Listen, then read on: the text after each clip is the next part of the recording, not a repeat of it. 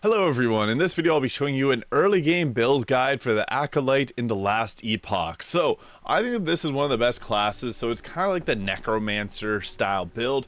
Now, what we're going to be going with for our skills is we're going to have Summon Bone Golem, because this is actually really nice just for tanking. It helps keep you alive, so that's important, because we're more of a caster class, but this build is going to be kind of melee focused, and you're going to see how.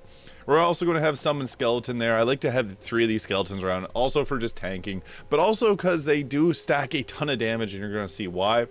For our attack here, I usually have the Marrow Shards there. I find that these work pretty good, and it uses your health points for damage, so I like to open up with that, and then we got attacks here that's going to heal us. So Bone Curse being a big focus of this build. So this applies a curse to enemies in an area for 8 seconds. This causes physical damage when hit. This damage is triple if inflicted the hit yourself. And then we're going to use Harvest, which deals double damage to those that are cursed. So you can see here how the synergy works. We're going to use Bone Curse and then Harvest to get our health back. So the abilities we're going to be focusing on, we're going to get Conflation here to increase the area, making it large. Is really nice to hit a lot of enemies with. Signal of Mortality gives us Marked for Death, which increases the amount of damage that we deal to those enemies. We're also going to use Defile Defenses, has a chance to reduce enemies' armor. That is really nice as well. And then for our Harvest here, we're going to use the Harrowing Blade, which has a chance to reduce enemies' necrotic damage resistance. And then Life Eater gives you health every time it hits a cursed enemy, which we're going to curse them and then use this, so it's going to actually heal us quite a bit, and this gives us more health depending on what our intelligence is, so we obviously want to pump our intelligence high up. I also like to use Great Sight to increase the range of that, and then also Mind Harvest can give you Ward. And then for our third skill here, you might not have this if you're not level 20, but I just think that these work. So Soul Blood gives you the chance to get Bleed, which bleed damage is massive, and we want to stack that. We also have Rip Marrow, which gives us a chance to give us Marrow Orbs and heal ourselves back.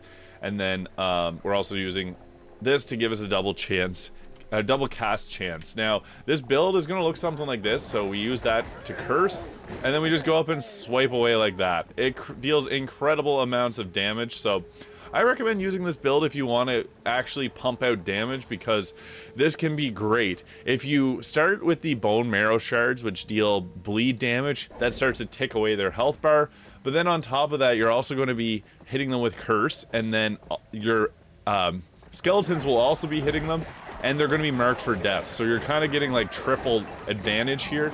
Plus you're healing yourself and gaining ward. So despite not being a super melee melee class, you can actually go in and melee and pretty much face tank, because you're going to be healing all that damage. So my usual go-to is I'll do the Bone Curse to inflict the curse.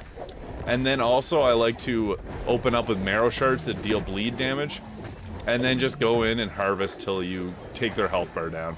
For trash mobs, it's easy just to use Bone Curse and then open up with Harvest, but this build can do crazy amounts of damage. As you're seeing, we're just shredding through everything in our way, and it's actually quite a fun build, to be honest. So always make sure that you have your summons in there.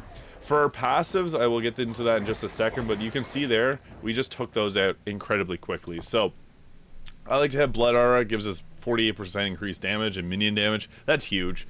Go full into that if you can. Forbidden Knowledge gives us more intelligence and necrotic resistance, but the intelligence gives us more health per attack, so that's huge. Dark Rituals minions have increased attack speed and cast speed, so that's pretty nice. Mania of Mortality, whenever an enemy, ally, or minion dies, you have a 10% chance to gain ward. That's just nice for getting a little bit of shield on there.